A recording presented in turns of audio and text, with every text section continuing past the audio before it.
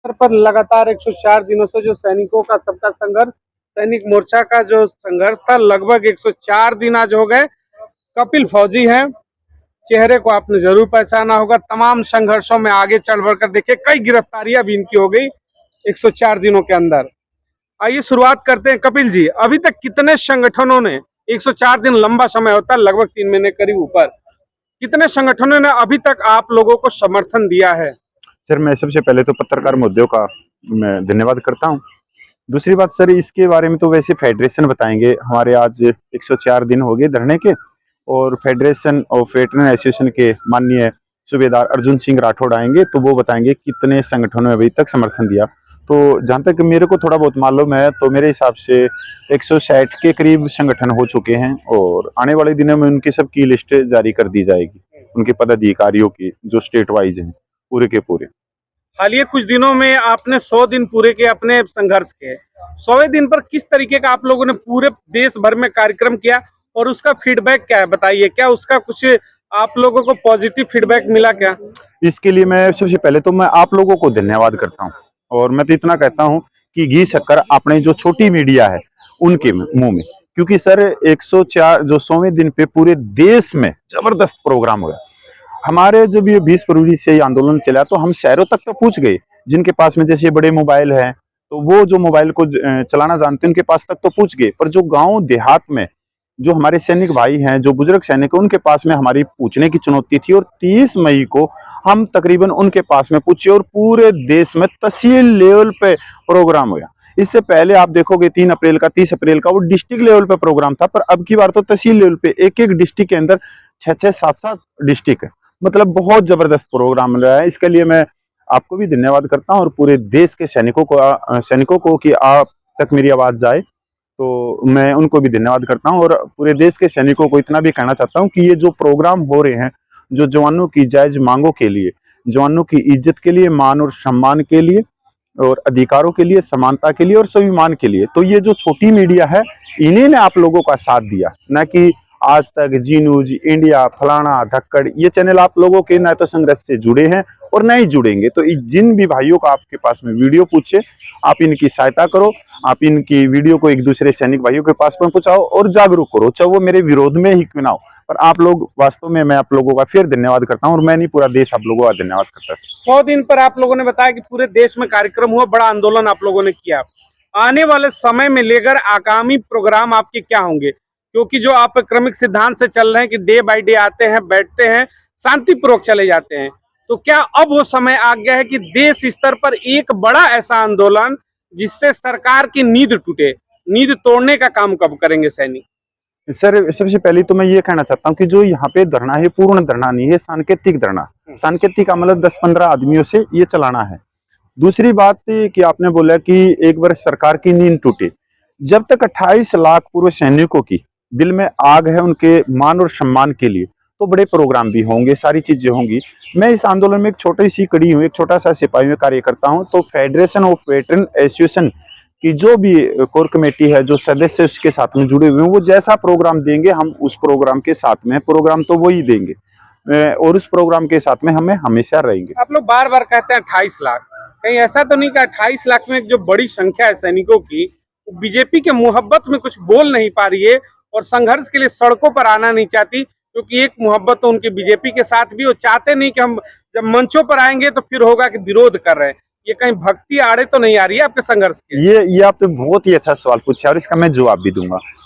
Sir देखो, क्या है, पहली बात तो हम ये जो आंदोलन है ये गैर राजनीतिक, हम राजनीति को इसमें घुसना नहीं चाहते। वोट सब की बनी हुई है, सबका अधिकार है किसी न किसी के साथ में दे, पर यहाँ पे अधिकारों की बात है। पूरा देश अपने अधिकारों को मांग रहा है, और हम किसी भी पार्टी की आलोचना नहीं कर रहे, हम किसी पार्टी का समर्थन भी नहीं कर रहे। यहाँ तक अगर कोई हमारा पूर्व सैनिक भाई भी किसी राजनीति के पद अधिकारी है, हम उससे भी मंच से हम उसको दूरी बना के रखे हुए हैं। तो ये बहुत सिंपल बात है, चाहे किसी के साथ में मोहब्बत हो, देखो वोट बनी है तो मोहब्बत तो एक सीधी सी बात है, किसी न किसी राजनीतिक पार्टी को देंगे। पर ऐसा नहीं है कि हमारे जो सैनिक भाई हैं वो किसी अंधभक्ति में है, या अपनी जो जवानों के जायज हक है उनको पीछे छोड़ते नहीं।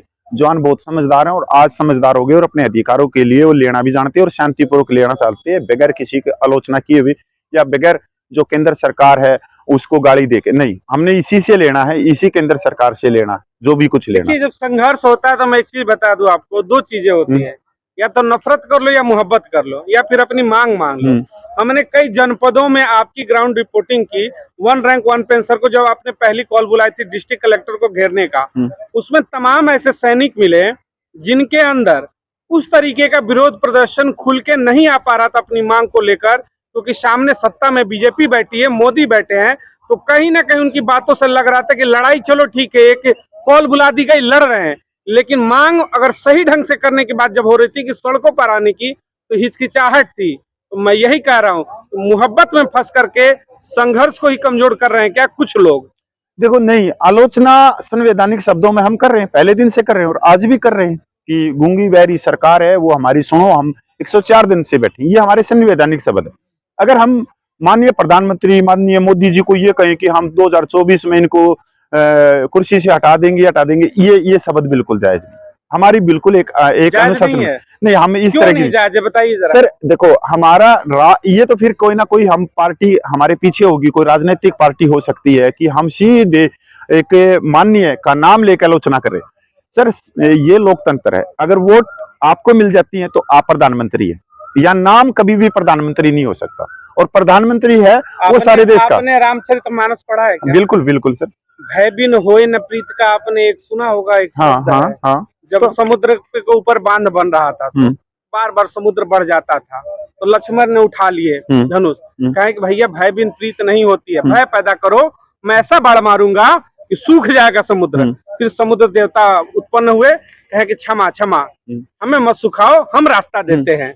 तो इसलिए मैं कह रहा हूँ कि आप मोहब्बत में फंसे रह जाओगे कि मैं नहीं कहूंगा कि सत्ता से उतार दूंगा, तो जब तक सत्ता को आप चैलेंज नहीं करोगे तो 100 दिन तो आपके पार कर चुके हैं, और आपके बगल में 2000 दिन पार कर चुके हैं, वो 29 दिन, लगभग 3000 दिन समझिएगा, एक लॉन्ग पीरियड होता। आपके ही सैनिक नहीं, हम सुनिएगा, आप माने या ना माने वो भी बैठे हैं, जैसे आप लिख रहे हैं ना स्लेटों पर 104 दिन, वो 3000 दिन लिखकर वहां पर बैठे हैं, तो उनकी भी बात पूरी नहीं। इसलिए मेरा ये कहना है कि होना चाहिए, संघर्ष में डर होना चाहिए।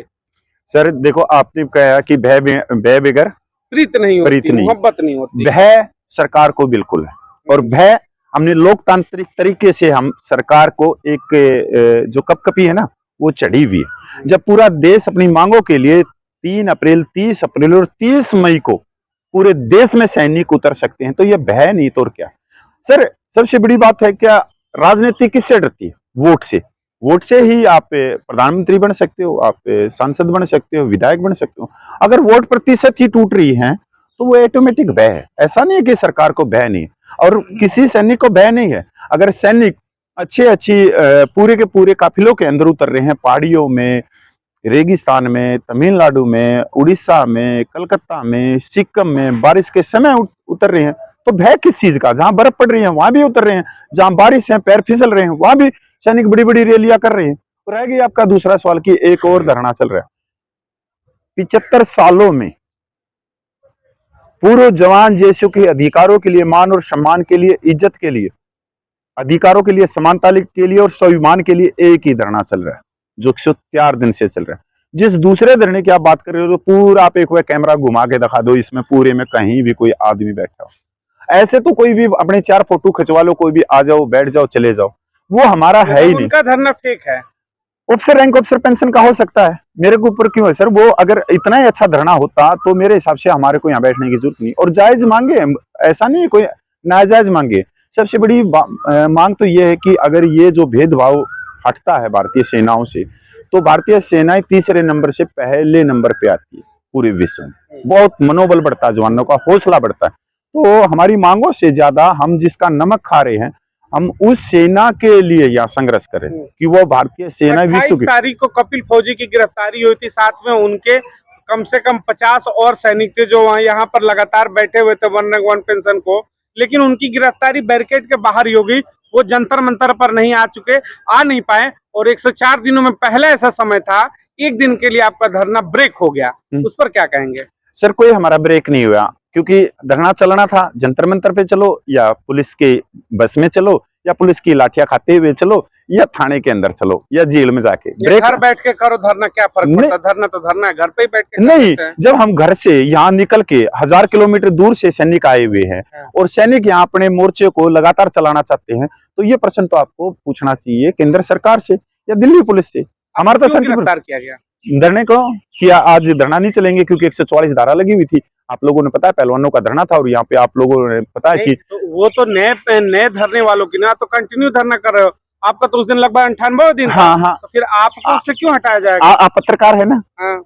आपको क्यों नहीं आने दिया यहाँ पे? आपको इस धरने के बीच में तो कहीं भी बैन कर दिया जाता है। बैन कर दिया जाता है ना सर। वैसा ही यहाँ पे था कि पूरे देश में सारी जगह बैरिकेड लगा दिए। आप पत्रकार होते हुए मुद्दे यहाँ तक नहीं पूछे, और हम यहाँ तक पूछे, हम बैरिकेड के तक पूछे, हम बैरिकेड के अंदर घुसना चाह रहे थे। अब बिल्कुल शांतिपूर्वक थी, गिरफ्तारी कर ली क्योंकि भाई वो पुलिस का अधिकार है। हमारा जो अधिकार था कि हमारा कंटिन्यू धरना रहे, और कंटिन्यू रहा सर।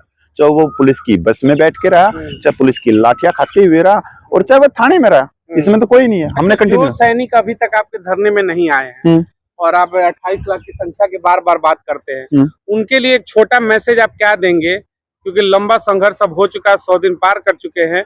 जो घरों में आज भी बैठकर टीवी पर बस देख लेते हैं, मोबाइल पर देख लेते हैं और कहते हैं कि 1 रैंक 1 पेंशन जिंदाबाद, अधिकारियों ने हमें लूटा, खून चूसा, बहुत सारे स्लोगन देकर घरों में बैठ जाते हैं। हाँ, एसी कमरे से बाहर नहीं निकलते, एसी कमरे से गाँव से बाहर नहीं निकलते, अपने सरपंच से बाहर नहीं निकलते। तो उनके लिए आप क्या मैसेज देना चाहेंगे? मैं बिल्कुल आपकी इस बात से बिल्कुल सहमत हूँ कि जब 20 फरवरी को धरना लगा तब हमारे पास में, मैं भी उसमें डेड बॉडी में था। मतलब जान नहीं थी हमारे को मेरे अधिकारों के बारे में जो बाबा भीमराव अंबेडकर ने दिया समानता का और अधिकारों का। मैं भी एक डेड बॉडी था। तो हमारे को भी पंजाब के सबका सैनिकों ने जगाया और उन्होंने बताया कि तुम डेड बॉडी नहीं हो, तुम्हारे अंदर जान है। और हमारे अंदर जान आई, और आज 104 दिन में बहुत सारी जवानों में जागरूकता आई। पर आपका ये भी कथन ठीक है कि बहुत सारे जो जवान भाई हैं वो सिर्फ पे व्हाट्सएप खेलते रहते, व्हाट्सएप यूनिवर्सिटी पे लिख दिया, कमेंट लिख दिया, घर से बाहर नहीं निकलते, तुम आगे बढ़ो हम तुम्हारे साथ में, तुम आगे बढ़ो हम तुम्हारे साथ में। जब पीछे देखते हैं तो वो कमेंट लिखने वाले नहीं मिलते। तो मैं आपके चैनल के माध्यम से यही कहता हूँ कि कभी बार बार ये मौके नहीं मिलते। अगर 75 सालों में एक ये मौका मिला है तो इस मौके को मत चूको, अभी नहीं तो कभी नहीं। आज अगर आप अपने अधिकारों के लिए नहीं खड़े हुए तो आने वाले 7500 साल लग जाएंगे। आज आपके खुद के अधिकार नहीं है, आपकी आने वाली पीढ़ियां के अधिकारों की बात है। कहते हैं कि आप बोले नहीं ना, आपने अपने अधिकारों की आवाज नहीं उठाई तो पीढ़ियां भी गूंगी पैदा होंगी। आपने सुना ना कि आज हमने अपने अधिकारों की मांग, अपने अधिकारों की आवाज नहीं निकाली तो आने वाली पीढ़ियां भी गूंगी होगी। तो उन पीढ़ियों की आवाज के लिए हर एक सैनिक का कर्तव्य है कि चाहे वो कश्मीर से लेकर अंडमान निकोबार तक, चाहे मणिपुर से लेकर जैसलमेर तक हो, उनको आना चाहिए। और उनका ये जो भी सैनिक भाई यहाँ बैठे हैं 104 दिन से, उनकी हौसला अफजाई करना चाहिए। और अपने जो क्षेत्र में है जितने भी आप CSD ECHH या गाँव में जाते हो उन सबको जागरूक करना चाहिए। और जागरूक करना भी जिन सैनिकों को चाहिए। चीज मैं दिखाना चाहूंगा, ये वहाँ बाइट चल रही है, नहीं बाइट चलिए, मैं दिखा दूंगा। एक बार काउंट कर लेना, 1 2 3 4 5 6 7 8 9 10 11 12, कपिल फौजी को लेकर 13। ठीक है, सारा 1 रैंक 1 पेंशन का जो पैसा है, बड़ा अमाउंट, ये 13 लोग को ही चाहिए क्या? केवल बाकी किसी सैनिक को पैसा नहीं चाहिए क्या? ये बिल्कुल आपकी बिल्कुल जायज है। 13 लोग को ही बस पैसा चाहिए सारा 1 रैंक 1 पे, और किसी को नहीं चाहिए क्या? ये तो घरों से फिर आ क्यों नहीं रहे? ये एक तो ये सांकेतिक धरना है। हाँ हाँ। दूसरा, हमने प्रशासन का पूरा सहयोग करना है कि प्रशासन ने जितने भी हमारे को बोला। सिंगल डे की बात कर रहा हूँ, किसी दिन आए क्या? किसी दिन 3 अप्रैल को आए, फिर 30 अप्रैल को आए, 30 मई को। मैं आपकी तरफ से कॉल देने, ये इन्होंने कहा ना कि घरों में आप बैठे हो, लड़ाई लड़नी चाहिए, नहीं तो फिर आने वाली जो नस्लें होती है ना सवाल उठाती है कि आपने समय पर सवाल क्यों नहीं उठाया, आपने प्रदर्शन क्यों नहीं किया। तो मैं भी यही कहना चाहूंगा, लड़ाई जब लड़ रहे हो, कहते हैं 28 लाख है, क्या 28 लाख में कपिल फौजी को ही केवल पैसा चाहिए क्या? जो ये 13-14 लोग बैठे हैं मूर्ख हैं क्या? यही आकर यहाँ पर केवल आंदोलन लड़ेंगे क्या? जब हम छोटे शहरों में भी हम रिपोर्टिंग करते हैं तो भीड़ आती है, और हमें भी पता है। इस बहाने से मत निकल जाइएगा कि हम तो खेती कर रहे हैं जी, हम तो बिजनेस कर रहे हैं जी। बहुत लोग ऐसे हैं लाखों की संख्या में कि सिर्फ और सिर्फ सुबह नहा धो करके दरवाजे पर बैठते हैं, पूरा दिन बीत जाता है। बुरा लगे तो लगे, सच्चाई सुनो। तो वहां से बैठकर केवल मोबाइल पर कहोगे कि सरकार ने 1 रैंक 1 पेंशन में इक्वालिटी नहीं दी, इक्वालिटी नहीं मिली तो इक्वालिटी लेनी पड़ती है। आप शांति से बैठोगे और कहोगे कि बहुत चीज हो जाए तो नहीं होगा। ये मूर्ख नहीं है, जो आते हैं वो मूर्ख नहीं है। आप भी आइए, समय है आपके पास, हमें पता है, लेकिन आप चाहते हैं अगला लड़ रहा है ना, उसी के बहाने पार हो जाएंगे, क्या दिक्कत है? ऐसे नहीं चलता है, ऐसे मांगे पूरी नहीं होती है। बोलिए। ये बिल्कुल बिल्कुल आपने जो लगे, मैं तो आपकी बात को काटना नहीं, क्योंकि आपके दिल में कुछ आग लगी है और आपने सैनिकों के प्रति गलत है तो बताइए। नहीं, मैं कह बिल्कुल रहा हूं गलत नहीं है। मैं इसका लिए मैं आपको हाथ दरवाजे जोड़ता से हूं। बैठ के समर्थन होता है ये क्या? वही बात है सर, भगत सिंह तो होना चाहिए पर पड़ोसी के घर में, अपने घर में नहीं। हाँ, अब जाके सही बात तो निकला। ये भगत सिंह होना चाहिए, 1 रैंक 1 पेंशन होना चाहिए, लेकिन बगल वाला आर्मी वाला है ना, हाँ। लड़ ले, धूप उसको लगे ना। हाँ। 46 डिग्री 47 डिग्री के तापमान है दिल्ली का, झेल ले, हमें क्या? हम तो दरवाजे पे बैठे हैं, बगीचे में बैठे हैं। 1 रैंक 1 मिलेगा तो हमारे खाते में तो ऑटोमेटिक आ जाएगा। कपिल पागल है, गिरफ्तार होता रहे, लड़ता रहे। हाँ, ये बिल्कुल है सर। ये मैं पूरे अपने सैनिक समाज को हाथ जोड़ के आपके माध्यम से इतना कहना चाहता हूँ कि दिल्ली के अंदर तकरीबन मेरे हिसाब से 3.5 लाख से ऊपर पेंशन लेते हैं एक्स सर्विसमैन, जो पूरे भारतवर्ष से यहाँ पे रहते हैं। अब बताओ। और अगर उनका हाफ ब्रेक भी होता है, दोपहर का खाना भी खाता है, तो मैं तो इतना कहना चाहता हूँ कि हाफ ब्रेक अगर आप आसपास में 2-3 किलोमीटर में अपनी बाइक से भी आ सकते हो और यहाँ आप रोटी खा सकते हो, और एक रोटी हम भी खा सकते हो उसमें से, और आना चाहिए। 3.5 लाख सैनिक है। हाँ, 3.5 लाख। हाँ, दिल्ली में बताओ, 3.5 लाख समझो पेंशन लेते हैं यहाँ से। पेंशन लेते हैं दिल्ली से। इसका दिल्ली मतलब कि दिल्ली में लिव कर रहे हैं। सिंपल दैट है कि आगरा पेंशन लेने के लिए वो नहीं आते होंगे जम्मू कश्मीर से। आगरा उसमें तक। अगर संडे, ओनली संडे कहता हूँ, आप किसी भी जॉब में होगे संडे लीव होगा। सिंपल सी फार्मूला है, कोई बड़ा बड़ा रॉकेट साइंस नहीं है। आते हो क्या और क्या कह रहे हो? अधिकारियों ने बहुत प्रताड़ना दी। अरे उस लायक हो यार, तुम उस लायक हो। अधिकारियों से लेना है तो आओ ना, पहले बात तो करो। कपिल फौजी पहुंच गए, 2 4 10 है, ये है इनका काम, लाठी खाते रहे, गिरफ्तार होते रहे, मिलना तो हमको चाहिए बस। आप तो आज मेरी आवाज बोल रहे हो, मैं भी यही कहता हूँ कि हमारा नुकसान ना केंद्र सरकार ने किया है, ना हमारा नुकसान केंद्र सरकार ने किया है, और ना हमारा नुकसान रिटायर्ड लाभी ने किया। हमारा नुकसान हमारी जो बंद आंखें हैं और जो अंधभक्ति है, और हम जो दरी कुर्सी के जाल में ऐसे फंसे कि वहां से हमारी आंखें खुली ही नहीं। तो हम दोष क्यों दे किसी को? हम ठीक है, मैं भी दोष दे देता हूँ केंद्र सरकार को, रिटायर्ड लाभी को, पर कहीं ना कहीं इसके कसूरवार हम हैं। और ये बात एक सच्चाई जो पत्रकार महोदय ने, उसकी दिल में जो आग उठी ना, अगर इतनी आग हमारे सैनिक भाइयों में अपने अधिकारों के लिए, अपनी समानता के लिए, अपने स्वाभिमान के लिए, इज्जत और सम्मान के लिए उठ जाए, तो केंद्र सरकार तो कहते हैं, एक कहावत है कि ब्याही पड़ी, केंद्र सरकार गदड़ देनी दे देगी अगर हम सब इकट्ठे हो जाएं। और इस धरने की मजबूती के लिए, कि जो आदमी पिछले 104 दिन से धरने को चल रहे हैं और जो इसके अंदर जो उद्दे पे बैठे हैं, तो वो बहुत अच्छा नेतृत्व कर रहे होंगे, तभी तो 104 दिन निकाले। तो उन्हीं बंदों को आगे करते हुए, और ये कहते कि कावड़ कोई भी लेके आए उसका सहायता करके चलो, आगे चलो। तो यही है, मैं धन्यवाद करता हूँ सभी को। हाँ जी, आगे की जो लड़ाई है वो कैसे लड़ेंगे? वो तो सर फेडरेशन बताएगी, हम तो फेडरेशन के नीचे चलते हैं। फेडरेशन ऑफ वेटरन एसोसिएशन के अध्यक्ष आए हुए हैं, पीसी करेंगे, उसमें वो बताएंगे जी, कोई भी। धन्यवाद पत्रकार महोदय सबको।